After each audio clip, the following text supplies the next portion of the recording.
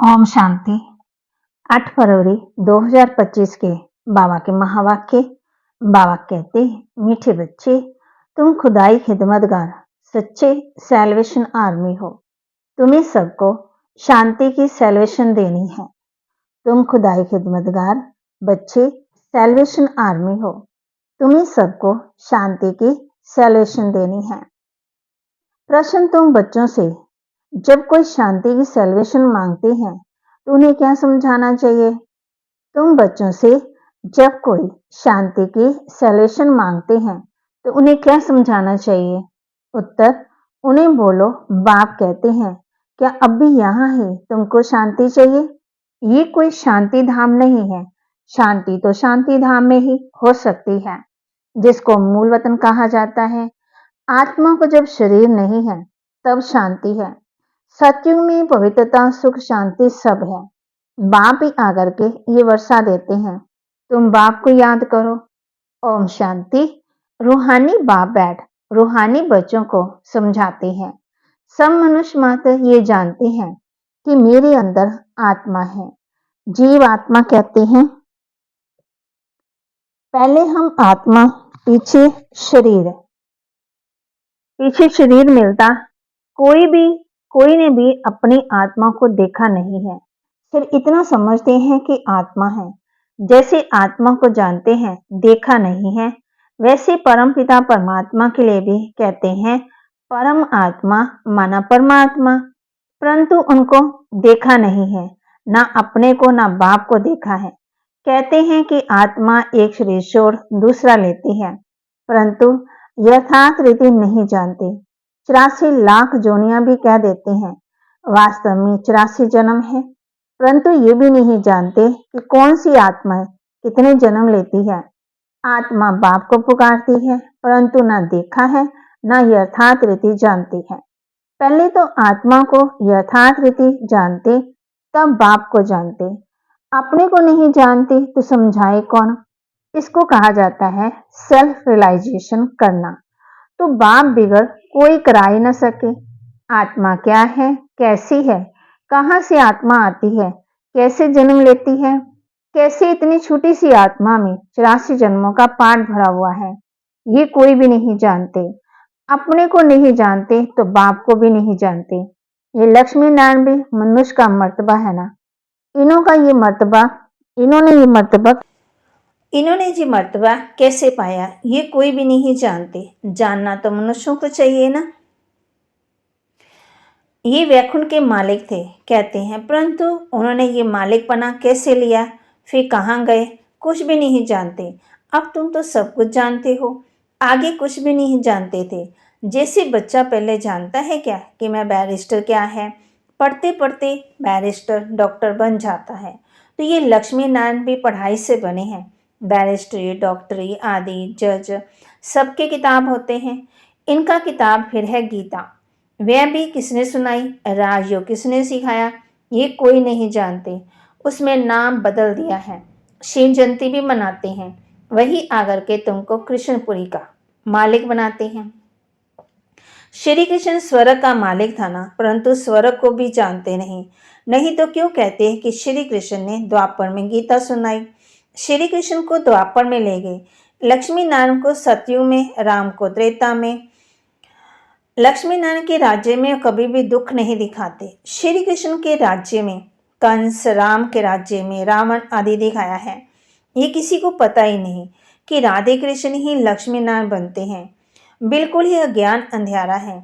अज्ञान को अंधियारा कहा जाता, ज्ञान को रोशनी कहा जाता। अब सोचना करने वाला कौन? वह है बाप। ज्ञान को दिन, भक्ति को रात कहा जाता है। अभी तुम समझते हो ये भक्ति मार्ग भी जन्म जन्मांतर चलता आया है। सीढ़ी उतरते आए हैं, कला कम होती जाती, मकान नया बनता है तो फिर दिन प्रतिदिन आयु कम होती जाती। 3/4 पुराना हुआ तो उनका पुराना ही कहेंगे। बच्चों को पहले तो ये निश्चय चाहिए कि सबका बाप है एक, जो सबकी सदगति करते, सबके लिए पढ़ाई भी पढ़ाते, सर्व को मुक्ति धाम में भी ले जाते। तुम्हारे पास एम ऑब्जेक्ट है, तुम ये पढ़ाई पढ़कर जाए, अपनी गद्दी पर बैठेंगे, बाकी सबको मुक्ति धाम में ले जाएंगे। चक्कर पर जब समझाते हो तो उसमें दिखाते हो कि सतयुग में अनेक धर्म है ही नहीं। उस समय वे आत्माएं निराकारी दुनिया में रहती। ये तो तुम जानते हो कि ये आकाश फ्लोर है। वायु को वायु कहेंगे, आकाश को आकाश कहेंगे, धरती को धरती कहेंगे। ऐसे नहीं कि सब परमात्मा है। मनुष्य समझते हैं कि वायु में भगवान है, आकाश में भगवान है। अब बाप बैठ सब बातें समझाते हैं। बाप के पास जन्म तो लिया है, फिर पढ़ाते कौन है? बाप भी रूहानी टीचर बन पढ़ाते हैं। अच्छा पढ़कर पूरा करेंगे तो फिर साथ ले जाएंगे। फिर तुम आएंगे पाठ बजाने। सतयुग में पहले पहले तुम ही आए थे। अब फिर सब जन्मों के अंत में आकर के पहुंचे हो। फिर पहले आएंगे। अब बाप कहते हैं दौड़ी लगाओ, अच्छी रीति बाप को याद करो। औरों को भी पढ़ाना है, नहीं तो इतने सबको पढ़ाए कौन? बाप का जरूर मददगार बनेंगे ना। खुदाई खिदमतगार भी नाम है ना। अंग्रेजी में भी कहते हैं सेल्वेशन आर्मी। कौन सी सेल्वेशन चाहिए? सब कहते हैं शांति चाहिए, शांति चाहिए। बाकी वे कोई शांति की मिलती थोड़ी है जो शांति आकर के मांगते हैं। उनको बोलो बाप कहते हैं क्या अभी यहाँ तुमको शांति चाहिए? ये कोई शांति धाम थोड़ी है। शांति तो शांति धाम में हो सकती है जिसको मूल वतन कहा जाता है। आत्मा को शरीर नहीं तो शांति में है। बाप ही आकर के ये वर्षा देते हैं। तुम्हारे में भी समझाने की बड़ी युक्ति चाहिए। प्रदर्शनी में अगर हम खड़े होकर सबका सुने तो बहुतों की भूलें निकालें, क्योंकि समझाने वाले नंबरवार तो हैं। सब एक रस तो होते तो ब्राह्मणी ऐसे क्यों लिखती कि फलाने आकर के भाषण करें? अरे तुम भी ब्राह्मण हो ना। बाबा फलाने हमारे से होशियार हैं। होशियारी से ही मनुष्य दर्जा पाते हैं, नंबरवार तो हैं। जब इम्तिहान की रिजल्ट निकलेगी तो फिर तुमको आप पे ही शास्त्रकार होगा। फिर समझेंगे हम तो श्रीमत पर नहीं चलते। बाप कहते हैं कोई भी कर्म मत करो, देहधारी से लागत नहीं रखो। ये तो 5 तत्वों का बना हुआ शरीर है ना। 5 तत्वों की थोड़ी पूजा करनी है, वह याद करना है। भले इन आंखों से देखो परंतु याद बाप को करना है। आत्मा को अब नॉलेज मिली है। अब हमको घर जाना है, फिर वैकुंठ में आएंगे। आत्मा को समझ सकते हैं, देख नहीं सकते।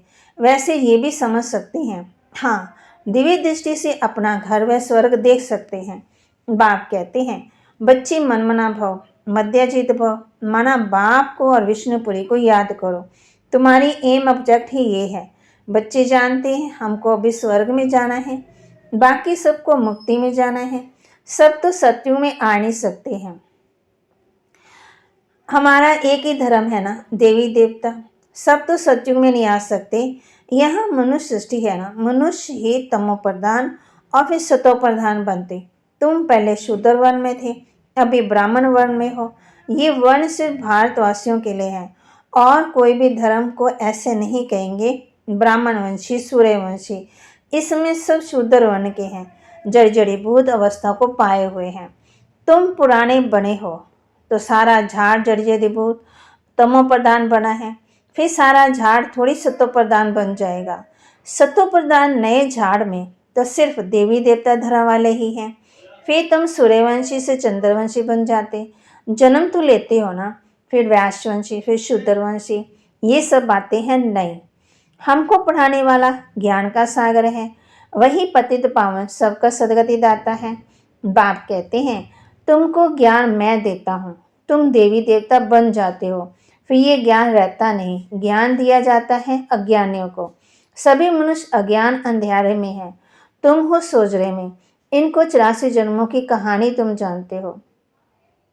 बा कहते इनके 84 जन्मों की कहानी तुम जानते हो। तुम बच्चों को सारा ज्ञान है। मनुष्य तो कहते हैं भगवान ने ये सृष्टि रची ही क्यों? क्या मोक्ष नहीं मिल सकता? अरे ये तो बना बनाया खेल है, अनादि ड्रामा है। तुम जानते हो आत्मा एक शरीर छोड़ जाकर दूसरा लेती है, इसमें चिंता करने की दरकार ही क्या है? आत्मा ने जाकर अपना दूसरा पार्ट बजाया, रोए तब जब वापस चीज मिलनी हो, वापस तो आती नहीं। फिर रोने से क्या फायदा? अभी तुम सबको मोह जीत बनना है। कब्रिस्तान में मोह क्या रखना, इसमें दुख ही दुख है। आज बच्चा कल बच्चा भी ऐसा बन जाता। तो बाप की पगड़ी उतारने में देरी ना करें। बाप से भी लड़ पड़ते। इसको कहा जाता है निर्धन की दुनिया। कोई धनी धोनी है ही नहीं जो शिक्षा देवे। बाप जब ऐसी हालत देखते हैं तो धन का बनाना आते हैं। बाप ही आकर के सबको धन का बनाते, समझदार बनाते। सतियों में कोई झगड़ा होता ही नहीं, सारी दुनिया के झगड़े मिटा देते, फिर जय जयकार हो जाती। यहाँ मेजॉरिटी माताओं की है, दासी भी इनको समझते हैं। हथियाला बांधते समय कहते हैं तुम्हारा पति ही ईश्वर, गुरु आदि सब कुछ है। पहले मिस्टर फिर मिसिस। अब बाप आकर के माताओं को आगे रखते हैं, तुम्हारे ऊपर कोई जीत पा ना सके। तुमको बाप सब कायदे सिखला रहे हैं। मोजीद राजा की एक कथा है, वह सब बनाई हुई कहानियां हैं। सतियों में अकाले मृत्यु होती नहीं है, समय पर एक शरीर छोड़ दूसरा ले लेते हैं। शास्त्रकार होता है, अब ये शरीर बूढ़ा हुआ फिर नया लेना है, छोटा बच्चा जाकर बनना है। खुशी से शरीर छोड़ देते हैं। यहाँ तो बल कितने भी बूढ़े होंगे, रोगी होंगे और समझेंगे भी कहाँ ये शरीर छूट जाए अच्छा है, फिर मरने समय रोएंगे जरूर। बाप कहते हैं अभी तुम ऐसी जगह चलते हो जहाँ रोने का नाम ही नहीं है, वहाँ तो खुशी खुशी रहती। तुमको कितनी अपार बेहद की खुशी रहनी चाहिए। अरे हम विश्व के मालिक बनते हैं। भारत सारे विश्व का मालिक था, अभी टुकड़ा टुकड़ा हो गया। तुम ही पूज्य देवता थे, फिर पुजारी बनते।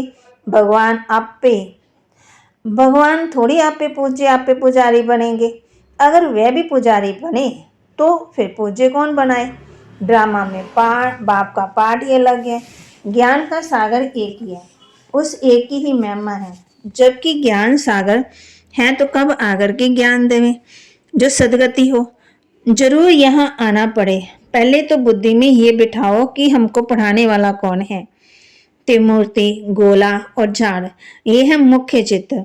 झाड़ को देखने से जड़ समझ जाएंगे कि हम तो फलाने धर्म के हैं, हम सतयुग में आ ही नहीं सकते। ये चक्कर तो बहुत बड़ा होना चाहिए। लिखत भी पूरी हो। शिव बाबा ब्रह्मा द्वारा देवता धर्म यानी नई दुनिया की स्थापना कर रहे हैं। शंकर द्वारा पुरानी दुनिया का विनाश, फिर विष्णु द्वारा नई दुनिया की पालना कराते। ये सिद्ध हो जाए ब्रह्मा सो विष्णु, विष्णु सो ब्रह्मा,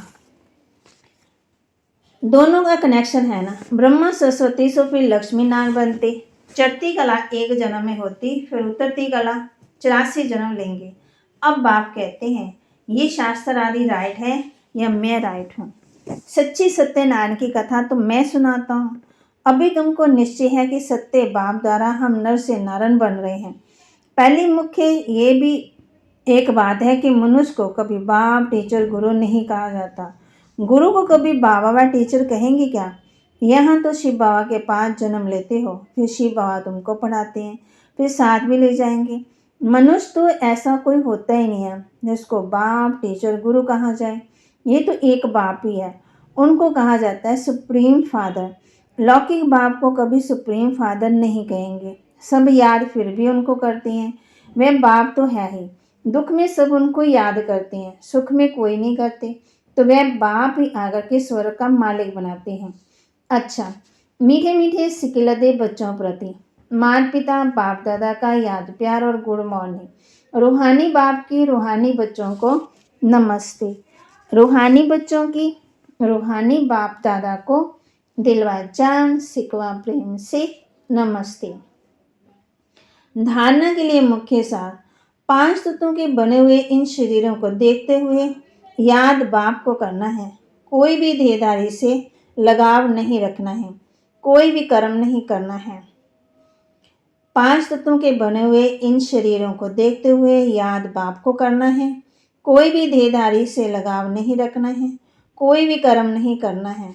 इस बने बनाए ड्रामा में हर आत्मा का अनादि पाठ है। आत्मा एक शरीर छोड़ दूसरा लेती है, इसलिए शरीर छोड़ने पर चिंता नहीं करनी है, मोहजित बनना है। वरदान, संपूर्ण आहुति द्वारा परिवर्तन समारोह मनाने वाले दृढ़ संकल्पधारी भव। संपूर्ण आहुति द्वारा परिवर्तन समारोह मनाने वाले दृढ़ संकल्पधारी भव। जैसी कहावत है, दर्द पड़िए धर्म न छोड़िए। तो कोई भी सर्कमस्टांस आ जाए, माया के महावीर रूप सामने आ जाए, लेकिन धारणा न छूटे। संकल्प द्वारा त्याग की हुई बेकार वस्तुएं संकल्प में भी स्वीकार न हो। सदा अपने श्रेष्ठ सम्मान, श्रेष्ठ स्मृति और श्रेष्ठ जीवन के समर्थी स्वरूप द्वारा श्रेष्ठ पारधारी बन श्रेष्ठता का खेल करते रहो।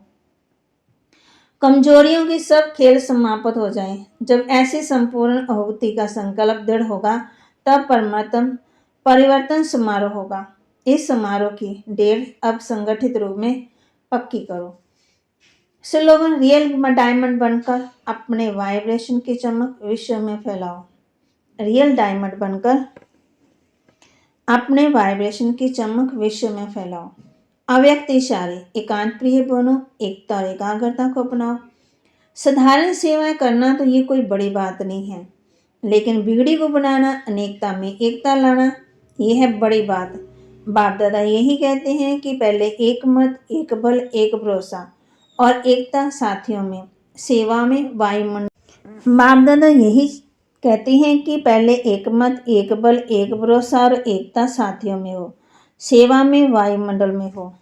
तो बाबा के महावाक्य को लाइक करें, शेयर करें, सब्सक्राइब करें और अपने जीवन में धारण करें। ओम शांति।